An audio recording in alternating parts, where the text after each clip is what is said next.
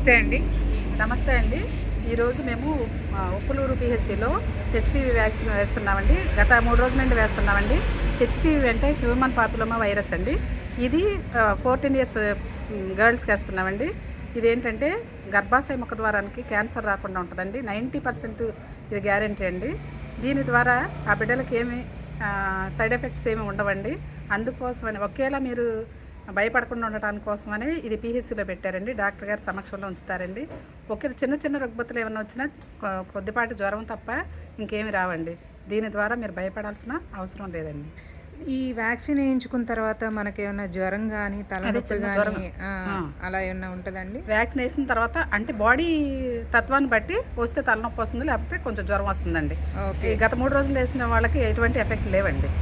అది మన బాడీ సెన్సిటివ్ని బట్టి వస్తూ ఉంటుందండి. ఫుడ్ ప్రికాషన్స్ ఏమన్నా అన్నీ తీసుకోవచ్చు మేడం. అంటే అన్నీ తీసుకోవచ్చు. ఇప్పుడు కొంతమంది పిల్లలు వినకుండా నాన్ వెజ్ అది అన్నీ తినొచ్చు మేడం.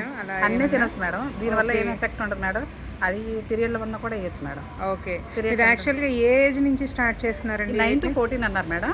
కాకపోతే ఫస్ట్ లాంచింగ్ చేసింది 14 ఇయర్స్ బేబీస్ గర్ల్స్కి వేయమన్నారు మేడం. తర్వాత నిదానంగా వస్తుంది వ్యాక్సిన్. ముందర 14 ఇయర్స్ గర్ల్స్కి వేసిన తర్వాత వాళ్ళ టార్గెట్ అయిన తర్వాత మళ్ళీ 13 ఇయర్స్ 10 ఇయర్స్ అట్లా వేస్తాం. ఇవి ఎన్నిసార్లు వేయించాలి sir? Single dose madam. Single dose madam. ఎడమ భుజానికి వేస్తాము. 0.5 ml వేస్తాము. ఓకే. దీనిలో ఏమైనా రకాలు ఉంటాయి? వేరియంట్స్? గార్డిసియల్ వ్యాక్సిన్ వేస్తున్నాము. ఇది 4 టైప్స్ లోది ఉంటుంది మేడం. ఆ 4 టైప్స్ దీనిలో కలుస్తాయి మేడం. ఓకే. ఓకే. ఇది అంతా రీసెర్చ్ అయిపోయి వచ్చింది మేడం. ఓకే. ఓకే. అది మన గౌరవ సీఎం గారు లాంచింగ్ చేసిన తర్వాత అక్కడ వేసిన తర్వాతే మన పిహెచ్సికి పంపించారు మేడం.